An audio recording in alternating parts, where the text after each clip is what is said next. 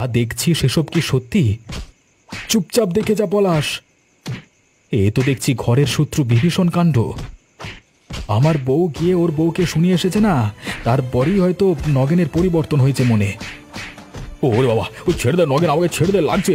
আমি আর কখনো এরকম করবো না। এই বুড়ো বয়সে তোর হাতের লাঠিতে হাড়গুলো ভেঙে যাবে রে। মাকে, ওরে বাবা, আমাকে ছেড়ে দে। আমি জানতাম শয়তান তুমি আজকে রাতে লুকিয়ে লুকিয়ে আসবে নৌকার ক্ষতি করতে, তাই আমিও এখানে লুকিয়েছিলাম। ঠিক সময় দেখলাম তুমি চাদর মুড়ি দিয়ে এসেছো নৌকার ক্ষতি করতে। এবার বুঝছো তুমি মার কাকে বলে। ও বাবা, ও মরে যাচ্ছি। ওরে ছেড়ে দে, ছেড়ে দে, লাগছে। ও বাবা, ছেড়ে দে। ও একটু দয়া কর বাপ।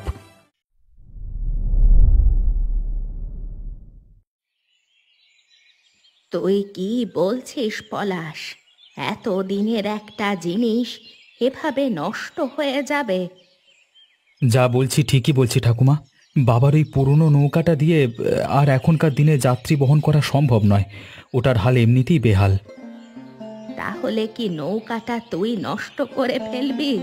অত পুরনো জিনিসটা কি নষ্ট হয়ে যাবে বল? আমি তো সেটা বলিনি ঠাকুমা। তাহলে কি বলছিস তুই? আমি বলছি যে ওটাতে এমন কিছু করা যেতে পারে যাতে লোকে পছন্দ করে, না হলে সেই মানধাত্তার আমলে নৌকাতে আজকাল আর কেউ চড়তে চায় না। কিন্তু একটা নৌকাকে নিয়ে তুই কি করতে চাস? এমন কিছু করতে চাই যে এই দিককার মানুষ কোনোদিন দেখেনি। কি সেই কাজ? নৌকাতে আমি একটা ভাতের হোটেল করতে চাই। দেখবে লোকে পছন্দ করবে, কারণ এর আগে এরকম জিনিস কেউ দেখেনি। লোকে আসবে বলছিস? হ্যাঁ, প্রথমে আশেপাশের লোককে খাওয়াতে হবে, তারপর চারিদিকে ছড়িয়ে যাবে ধীরে ধীরে। বুদ্ধি আমার পছন্দ হয়েছে, খুবই ভালো ব্যাপার। তুই তাহলে সেটাই কর। বেশ ঠাকুমা, আমি ওটাই করব। কালকে থেকেই আমি শুরু করব। এই এত ভোর থাকতে তুমি আজ বেরোচ্ছ? হ্যাঁ, বেরোচ্ছি। কারণ রোদ এসে গেলে সমস্যা হয় গো। বেলা বাড়তে বাড়তে যা রোদ পড়ছে তাতে ভীষণ কষ্ট হচ্ছে আমার। এখন রোদের সময়, রোদ এসে গেলে আর কাজ করতে পারা যায় না। তাই ভাবছি তাড়াতাড়ি গিয়ে কাজ করে আবার ফিরে আসবো। তা বেশ, তাই করো। কিন্তু একটা কথা ছিল। কি কথা শুনি? তুমি ঠিক কখন আসবে বলো তো? এই রোদের বেলায় আমি কি করে আর মাঠে দেরি করব বলো তো?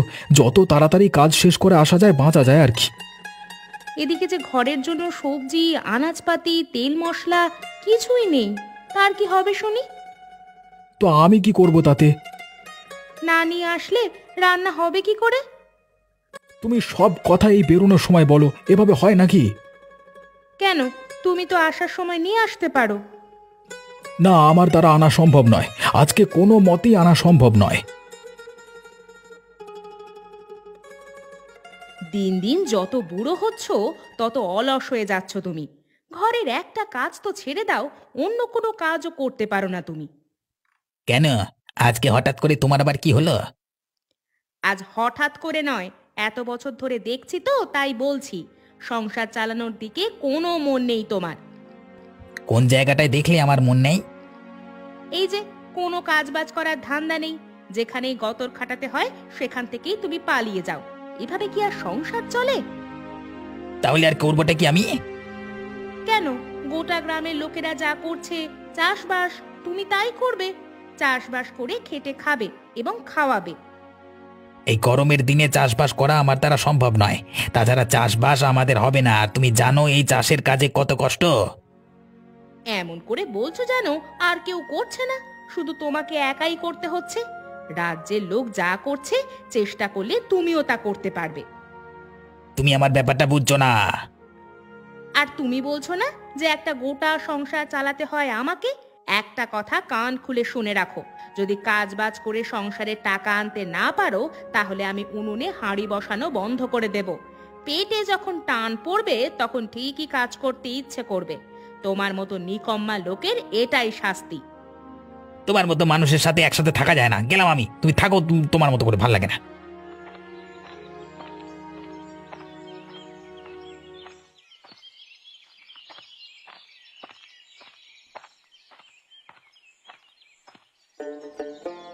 কি পলাশ ভাই, এই নতুন ফিরিস্তি শুরু করলে নাকি? হ্যাঁ, কেন, পছন্দ হয়েছে? কি শুরু করলে সেটাই তো বুঝতে পারছি না। এ হলো আমার নতুন ভাসমান ভাতের হোটেল। এই হোটেল ভেসে ভেসে বেড়ায়, বুঝলে? কখনো দেখেছো এমন জিনিস? না, আমি তো দেখিনি, আর সেই জন্যই তো তোমাকে জিজ্ঞেস করছি। বুদ্ধি কিন্তু তুমি ভালোই লাগিয়েছ। তা তোমার হোটেলের বৈশিষ্ট্য কি? আমার হোটেলের বৈশিষ্ট্য হচ্ছে তুমি যেখানে চাইবে সেখানেই পৌঁছে যাবে আমার হোটেল। তাছাড়া এমন রান্না আর কোথাও পাবে না। চাইলে নৌকাতে বসেও খেতে পারবে। বলো, এমন জিনিস কোথাও পাবে তুমি? তা তোমাকে এমন বুদ্ধি কে দিল? ঠাকুমা বলেছিল নৌকাটা চালাতে, তাই এই মান্ধাত্তার আমলে নৌকা আর কে চড়বে বলো? সেই জন্যই ভাবলাম যে এই নৌকাটাতে যদি একটা ভাতের হোটেল করে দেওয়া যায়।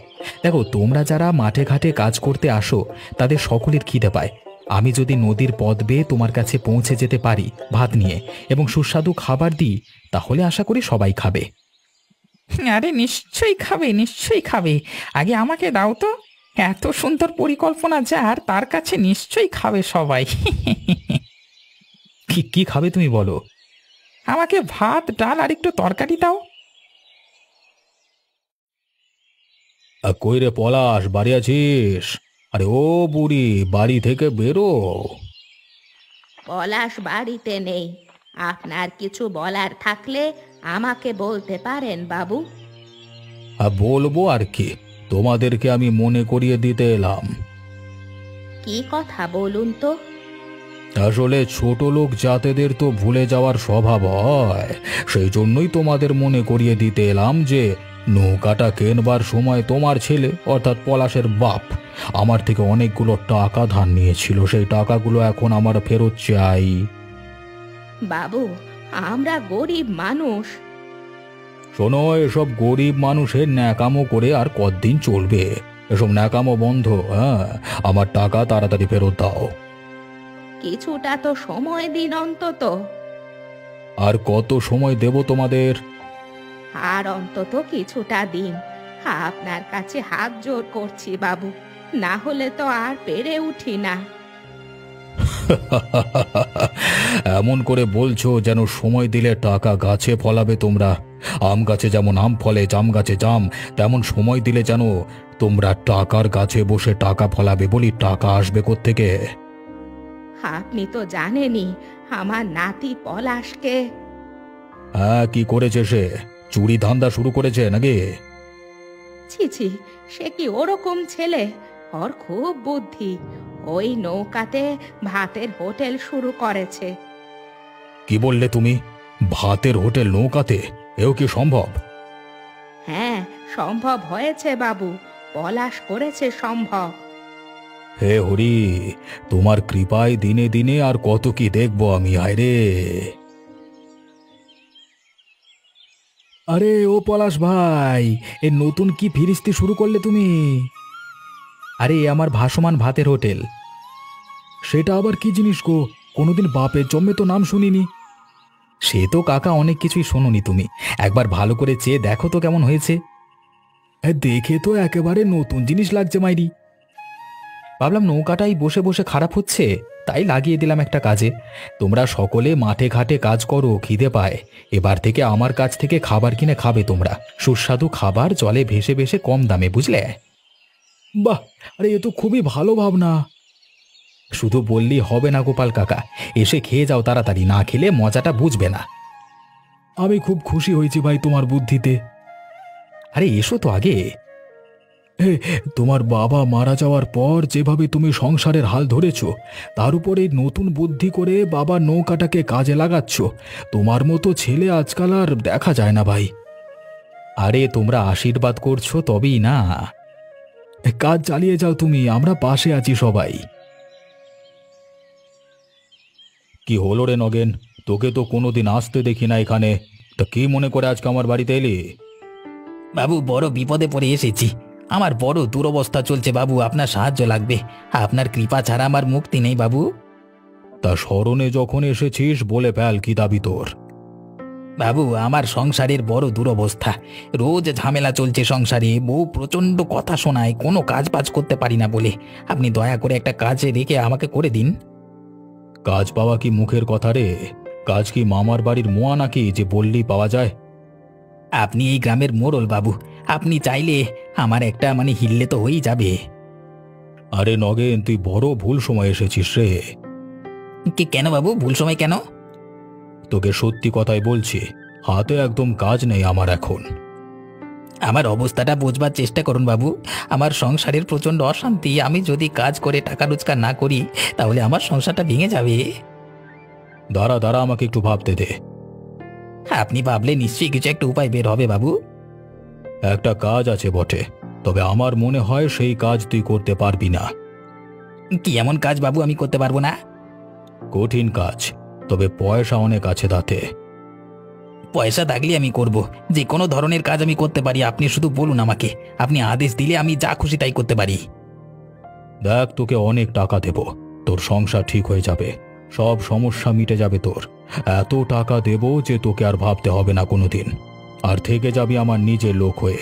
শুধু এই পলাশের একটা বড় ক্ষতি করতে, এমন ক্ষতি করতে হবে যে পলাশ আর মাথা তুলে যাতে দাঁড়াতে না পারে। এ সামান্য কাজ বাবু, হয়ে যাবে ধরে নিন, এ কাজ আমি খুব পারবো। বেশ, করে দেখা তাহলে।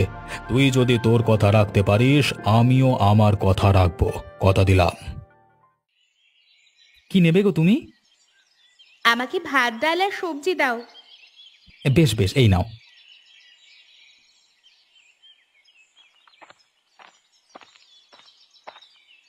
আরে লতা বৌদি যে, কি ব্যাপার আজকে এখানে? এই এলাম গো ভাই। আমার তো এসব চলতেই থাকে। বলছি, এমন ভর দুপুরে, দুপুরে রোদ মাথায় করে নদীর পাড়ে এলে কেন? আজ রান্না করতে ভালো লাগছে না গো। শুনলাম নাকি তুমি একেবারে ঘরোয়া খাবার বিক্রি করছো তোমার এই ভাসমান ভাতের হোটেলে। তাই ভাবলাম তোমার থেকেই নিয়ে যাই আজ খাবার। এ তো আমার সৌভাগ্য বৌদি, তুমি যখন আসছিলে তখনই বুঝেছি, তখনই তোমাকে দেখে খুশি হয়েছি। আর তুমি যে আমার থেকে খাবার নিতে চাও, এতে আমার মন ভরে গেছে। হ্যাঁ, এবার আমাকে তাড়াতাড়ি খাবারটা দিয়ে দাও তো। কি খাবার দেব তোমাকে? ভাত ডাল আর সবজির তরকারি দাও। এই নাও, এই নাও। হ্যাঁ, তোমার আশাতে আমি খুব খুশি হয়েছি। খেয়ে কেমন হলো জানাবে কিন্তু, কেমন? বেশ, জানাবো ভাই। এখন আমি আসি। এই বুড়ি, এই বুড়ি, বাড়ি থেকে বেরো। ঘরের মধ্যে ঢুকে বসে আছিস কেন? দেখ বাইরে কে এসেছে, দেখ বাইরে তো জম এসেছে। এই হয়েছেটা কি নগেন? সকালবেলা এসে এমন গাল মন্দ করছো কেন? টাকা ধার করবার সময় মনে থাকে না না? কেন, কার টাকা নিয়েছি আমি? অবিনাশ বাবুর টাকা মেরে বসে আছো, হুঁশ নেই? সে বিষয়ে আমার অবিনাশ বাবুর সাথে কথা হয়ে গেছে। সে নিয়ে আর তোমার সঙ্গে আমি কথা বলতে চাই না। ওসব তোমার নাটকবাজির কথা আমি শুনতে চাই না বুড়ি। নাটক করছি না, সত্যি বলছি। আমি অবিনাশ বাবুকে সব কিছু বলে দিয়েছি। অবিনাশ বাবুর দয়ার শরীর আমার দয়ার শরীর নয়, আমি পাওনা ঠিকই উসুল করব। আমাদের কাছে টাকা থাকলে তোমাকে ঠিকই দিয়ে দিতাম। আমাদের একটু সময় দাও, দেব। একটা কথা স্পষ্ট জেনে রাখো, নদীতে ভাসিয়ে নৌকাতে যে ভাতের হোটেলটা করেছো সেটা কি মাগনায় নাকি? সেটার জন্য শুল্ক দিতে হবে, কর কর। সেই জ্ঞান তোমার আছে? তোমার নাতি পলাশের আছে জ্ঞান? অত কথা তো কিছু জানি না বাবা। তুমি একবার পলাশের সাথেই কথা বলে নিও। আমি কারোর সাথে ফালতু বকতে চাই না বুড়ি। আমি তোমাকে মুখ খুলে বলে গেলাম স্পষ্ট করে, পয়সা আমার চাই। আর নদীর ধারে ওই হোটেলের জন্য শুল্ক লাগবে মোটা টাকায়। নাতিকে বুঝিয়ে দিও ভদ্র ভাষায়, না হলে কোনদিন খালাস করে ওই নদীর জলে ফেলে রেখে দেবো। ঠিক আছে, চলি।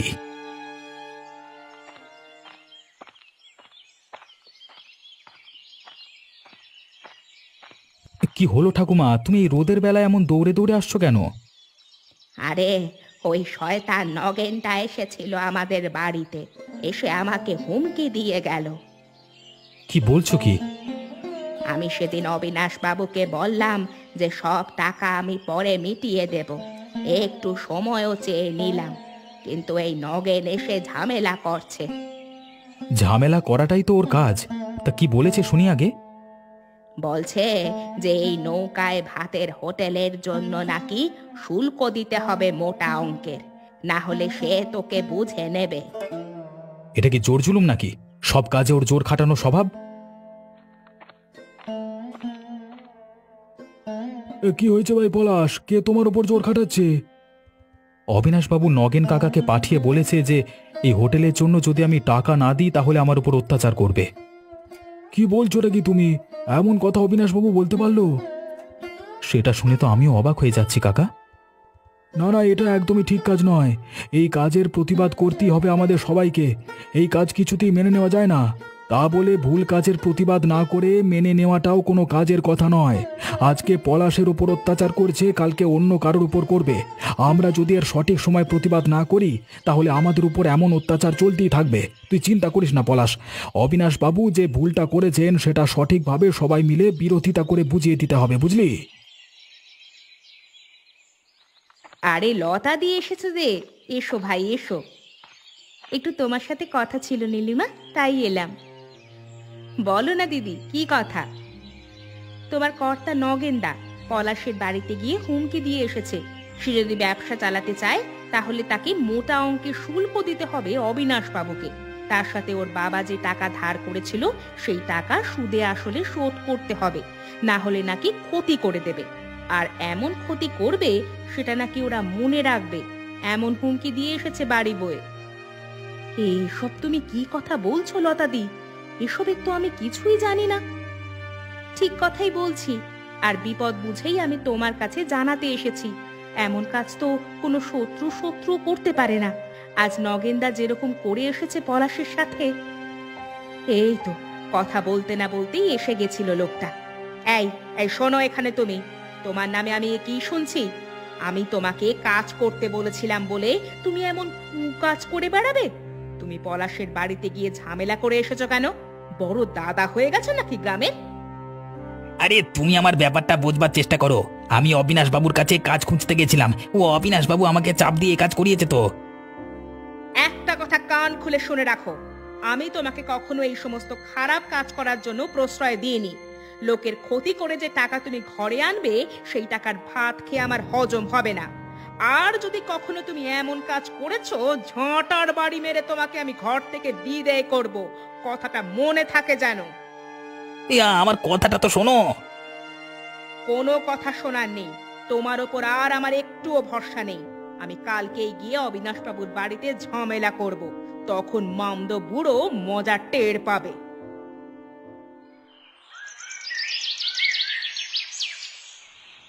কি বুঝছো বলো তো? আমার তো কিছুই ঠিক মনে হচ্ছে না। ঠিক বলেছিস তুই। যেমন শয়তান লোক, এখন আবার ওর দলে ওই হার বজ্জাত নগেনটা যোগ দিয়েছে। তাতে করি আরো বেশি জোর পেয়েছে লোকের ক্ষতি করবার। কিন্তু যে করি হোক আমাদের বেঁচে থাকতে হবে। আমার মনটা কেমন যেন কু ডাকছে, বুঝলে? কি মনে হচ্ছে তোর? আমার মনে হচ্ছে নগেনের সাহায্য নিয়ে রাতের বেলায় কিছু একটা কাণ্ড ঘটাতে পারে অবিনাশ। ও যা ধরনের লোক, এ কাজ করাটা অসম্ভব কিছু নয়। আমাদের খুব সতর্ক হয়ে থাকতে হবে। কি করবি ভাবছিস? নৌকাতে গিয়ে পাহারা দিতে হবে রাতের বেলায়। এভাবে কতদিন পাহারা দিবি বলতো? যতদিন না ঝামেলাটার একটা কিছু সমাধান হচ্ছে ততদিন আমাদের পাহারা দিয়ে যেতেই হবে। আমারও তাই মনে হচ্ছে, বুঝলি? এখন অন্তত পাহারাটা দেওয়া খুব জরুরি। চলো তাহলে আমরা যাই পাহারা দিতে। চল চল চল, খুব সজাগ হয়ে পাহারা দিতে হবে। শয়তানগুলো যদি কিছু করতে আসে তাহলে এমন শাস্তি দেব যে ব্যাটারা মনে রাখবে।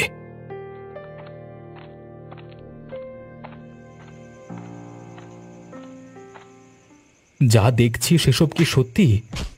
চুপচাপ দেখে যা পলাশ। এ তো দেখছি ঘরের শত্রু বিভীষণ কাণ্ড। আমার বউ গিয়ে ওর বউকে শুনিয়ে এসেছে না, তারপরেই হয়তো নগেনের পরিবর্তন হয়েছে মনে। ওরে বাবা, ও ছেড়ে দে নগেন, আমাকে ছেড়ে দে, লাগছে। আমি আর কখনো এরকম করবো না। এই বুড়ো বয়সে তোর হাতের লাঠিতে হাড়গুলো ভেঙে যাবে রে। মাকে, ওরে বাবা, আমাকে ছেড়ে দে। আমি জানতাম শয়তান তুমি আজকে রাতে লুকিয়ে লুকিয়ে আসবে নৌকার ক্ষতি করতে, তাই আমিও এখানে লুকিয়েছিলাম। ঠিক সময় দেখলাম তুমি চাদর মুড়ি দিয়ে এসেছো নৌকার ক্ষতি করতে। এবার বুঝছো তুমি মার কাকে বলে। ও বাবা, ও মরে যাচ্ছি। ওরে ছেড়ে দে, ছেড়ে দে, লাগছে। ও বাবা ছেড়ে দে। ও একটু দয়া কর বাপ। একটা কথা কান খুলে শুনে রেখে দাও অবিনাশ, গরিব মানুষের পেটে যদি আর কখনো লাথি মেরেছো তাহলে তোমাকে এই লাঠির বাড়ি মেরে মাথা ফাটিয়ে আমি জলে ভাসিয়ে দেব। সেদিন ভগবানও তোমাকে বাঁচাতে পারবে না, কথাটা মনে থাকে জানো। ছেড়ে দে, ছেড়ে দে, এখনকার মতো ছেড়ে দে। ভাগো এদিকে, ভাগো।